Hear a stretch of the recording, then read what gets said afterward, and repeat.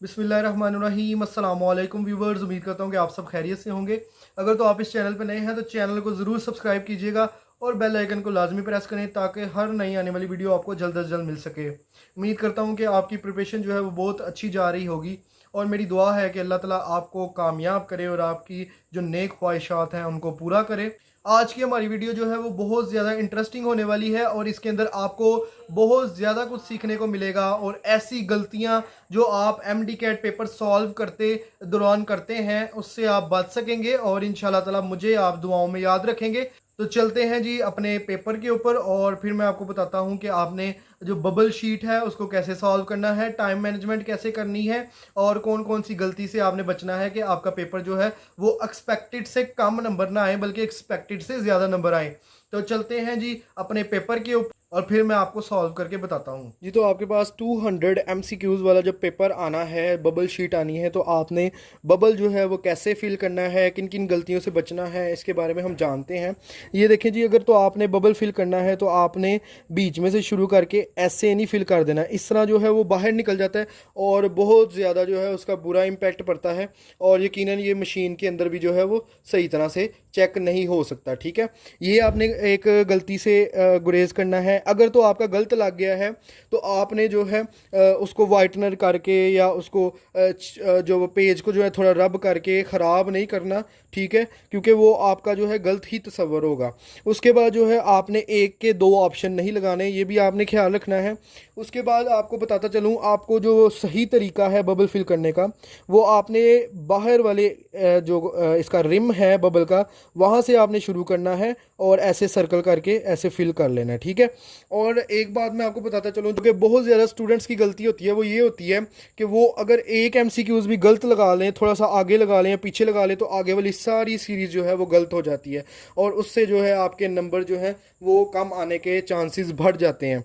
तो आपने क्या करना है कि आपने अगर पेपर सॉल्व कर रहे हैं, और आपको टाइम मैनेजमेंट के बारे में भी बताऊं कि आपने स्ट्रेसफुल नहीं होना पेपर के दौरान। स्ट्रेस में ये है कि आपने अपने पेपर को 3 राउंड्स में डिवाइड करना है। ठीक है, पहले राउंड में आपने वो वाले MCQs करने हैं जो आपको पुख्ता तरीन याद है, जिसकी फ़ोटो कापी आपके जहन में बैठी हुई है कि इसका यही है, आपने वो करने हैं।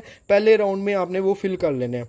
दूसरे राउंड में फिर आपने क्या करना है, जिनके पास आपको थोड़ा बहुत नॉलेज है उसके अंदर आपने कुछ आंसर्स की एलिमिनेशन करनी होती है। ठीक है, जो तो क्वेश्चन से रिलेटेड हो ही ना उसको तो आपने बिल्कुल स्किप कर देना है। ठीक है, और जो को क्वेश्चन से रिलेटेड हों उनके अंदर भी आपने थोड़ा सोच विचार करके एक करेक्ट आंसर लगा देना है। लास्ट पे वो क्वेश्चंस रह जाते हैं जो आपको बिल्कुल ही नहीं आते होते। ठीक है, उनके लिए आपको ज़्यादा सोचना पड़ता है, ज़्यादा टाइम दरकार होता है।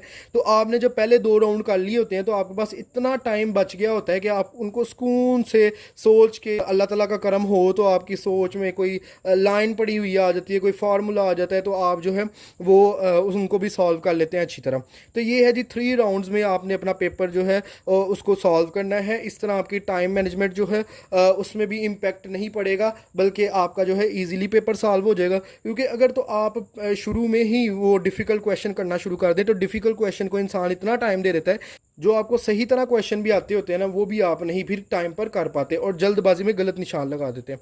और ये जो गलती की जाती है कि आगे पीछे बबल लगा दिए जाते हैं या एक बबल की ख़राबी से सारे बबल जो है वो मिस हो जाते हैं, ख़राब हो जाते हैं अपनी प्लेस से।